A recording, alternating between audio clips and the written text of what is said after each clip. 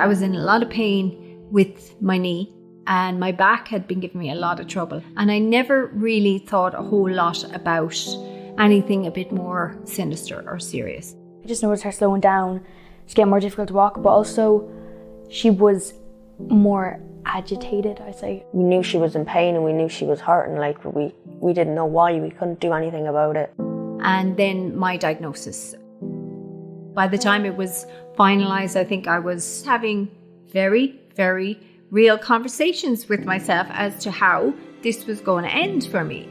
I took back control, and I'm so thankful that I did. And I'll tell you a little bit about that, because that was through reading.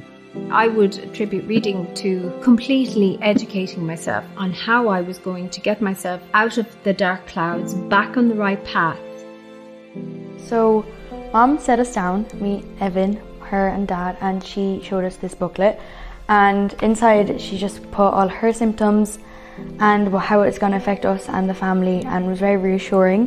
When she first told us, I was really worried, and I was kind of scared in a way. And the booklet really helped me to understand that no, she's not going to die. She's just going to have some things that she can't do as well, but it's not going to affect us as much as she thought it would at first.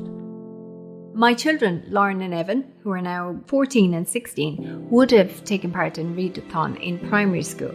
Over the month of November, you'd have to write down all the books or comics or anything you're interested in reading like there's something for everyone. Like, I remember in 5th class I took out a Diary of a Wimpy Kid book, and then ever since then I've sort of been hooked into Diary of a Wimpy Kid books. David Walliams' Gangster Granny. Oh my god, that book was emotional. I had to close the book, I couldn't open it for weeks. I was bawling, crying. I'm delighted to be an ambassador for Readathon. For a child, it is to ignite their imagination. And for some children, it would set the foundation for what they may go on to become. It does definitely improve your literacy skills, like taking that next step from primary to secondary. It really helpful when you go on to the harder novels to have experience. Like, I would encourage people to do Readathon. I think it is a great opportunity for young people to read what they're interested in, and it's also a great way to raise money for MS Ireland. The organisation has done so much for my mum and helped her in so many ways, and I'd love to see other people getting the support that she got and she so needed.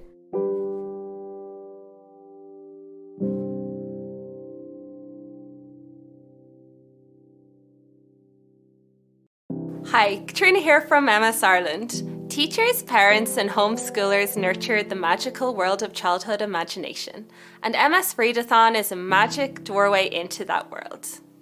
This year I'm hoping your school or home will take part in MS Readathon. There's still plenty of time to get involved. I really think it's a wonderful opportunity to nurture a love of reading, imagination and learning. And crucially, it also helps the 9,000 people living with MS in Ireland to benefit from really vital services.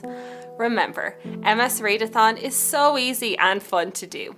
Just read whatever you like and as much as you can in November, and raise vital sponsorship for a great cause. So please, register online today and we'll be here to help every step of the way. Thank you so much. Please do Readathon!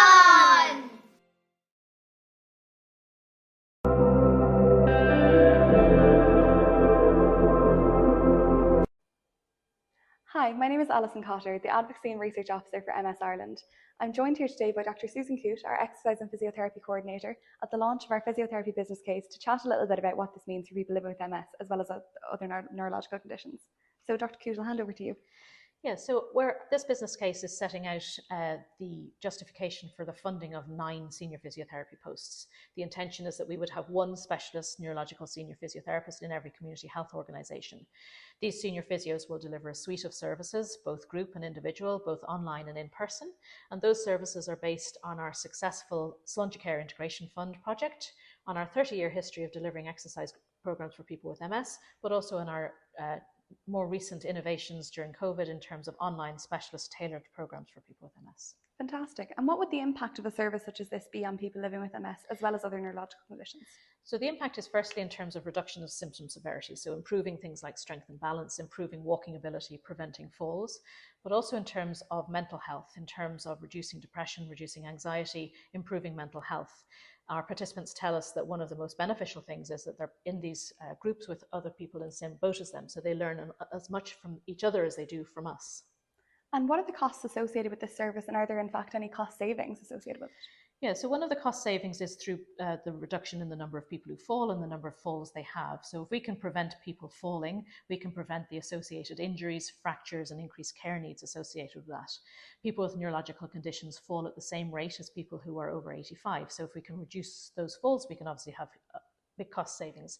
The other cost savings are in terms of reducing the cost of disability progression.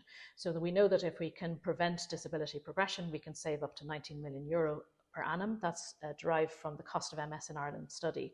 So if we can keep people active, maintain the gains that they have from rehabilitation, keep them living well at home, we can prevent further disability, and then we can prevent A&E admissions, we can prevent increased care needs in a similar fashion.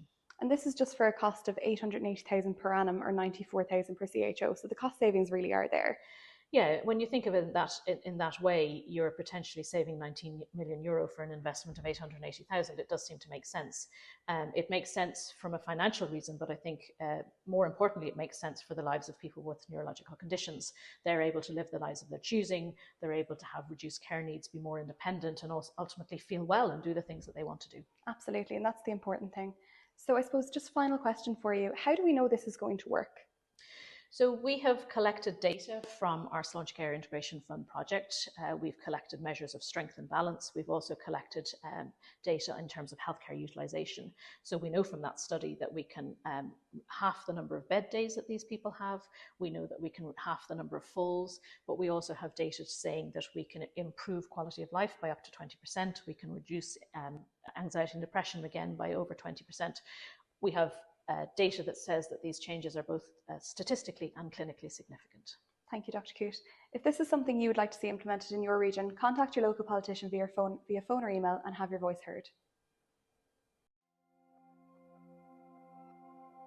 I'm Dr. Susan Coote. I'm a physiotherapist specialising in neurological rehabilitation, and I have a special interest and expertise in MS. If exercise was as easy as taking a pill, everybody would be doing it every day, religiously, and it would be prescribed for every illness. Unfortunately, it's not. It's difficult. There are lots of research benefits from being active. These include physical benefits, such as symptoms like strength and balance, mental health benefits, such as reductions in anxiety and depression, and also reductions in fatigue. Exercise is everything with MS, I think. For me, I find for my mental health it's really important. My mood, it helps my mood. If I have a week where I haven't done much exercise, I'd feel a bit down. I'm sure I don't know where to start. It was just brilliant. It made a huge difference just to understand what was going on, or that I didn't have to accept rather how I was when I could do something about it. You know, it's made such a difference to me in my everyday life. It's huge. Having to get up to do the class, to do your exercises, it keeps you motivated, it gives you a bit of structure, it gives you something to do. I think exercising really is the holistic approach, because as we all know, how well you feel good in your head has an impact on how you feel physically. And I think the one advice that I would have for everyone out there living with MS is stay on top of it.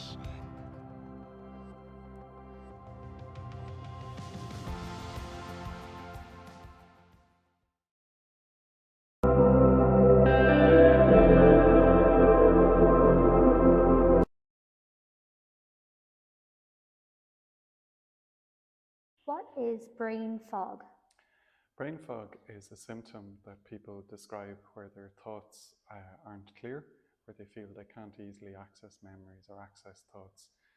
There are a number of different things that can cause it, but people usually use this expression when they have a feeling that they aren't able to access their memories or thoughts as clearly when they have MS. Does brain fog go away? Like a lot of symptoms in MS, it can vary. So certain times it might feel stronger or worse, and things that could influence it might be if the person has other stressors. So for example, if they haven't slept well, if they have an infection, if they have other medical conditions, or if they have general stress in life. So the circumstances in their life generally might be one of the factors as to whether this is prominent or not. What do MS lesions look like? So it depends where you look and how you look. So if the most usual way is we see them on an MRI scan, and what they look like on an MRI scan are bright spots, which are white usually from the pictures we get. They look like little ellipses usually, and they're located in particular places in the brain. When we see this pattern, that's very important because there are rules to diagnose MS, and there must be a certain number of these lesions in certain parts of the brain and the spine. And neurologists who would be familiar with looking at these scans and pictures would then easily identify that that's the case. Are MS lesions permanent? No. So MS lesions do have what's called remyelination. So the process in MS that the disease causes is demyelination. And this is where the coating is stripped off the nerve. But some of the lesions can remyelinate, so the coating can grow back again. But this varies from lesion to lesion and site to site. So some lesions might have more remyelination than others, and we can certainly see a representation of that on scans where you see the lesions can shrink down after time. Sometimes they can no longer be visible, but oftentimes they grow smaller as time goes by so that they're less obvious. Where are MS lesions located?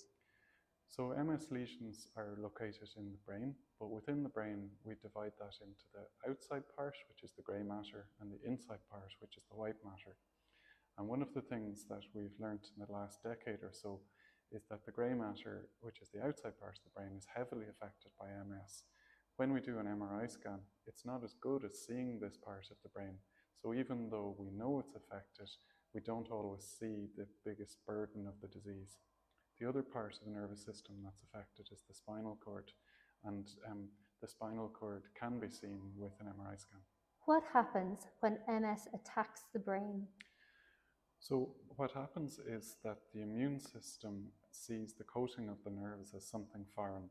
So it thinks that this is an infection or a virus or something that must be gotten rid of. Because our immune system is set up to get rid of infections or viruses, it then uses those methods to turn in on the body itself. And what that does is when it attacks the coating, which is the myelin, it can then strip that back and expose the nerve. And that's what gives rise to the symptoms. So it's like a short circuit in the system where somebody might feel a fizzing or a tingling in their hand or a weakness in the arm or the leg. But a lot of these MS symptoms can then improve over time. And the idea with treatment, which we now have available, is to reduce the number of these attacks in the future. How can I protect my brain with MS? There are a number of things that are very important, and we're all aware of brain health nowadays. The things that are very important are to sleep well, to try to exercise on a regular basis, to stay hydrated, to exercise, and then to stay in contact with family and friends. It's really important to stay socially connected, and over the last 2 years or so during the pandemic, we all learned how difficult it is not to be socially connected. And now that things are changing and evolving, we have an opportunity to reconnect with family and friends. And we know from research how important that is for maintaining the health and well-being of our brain.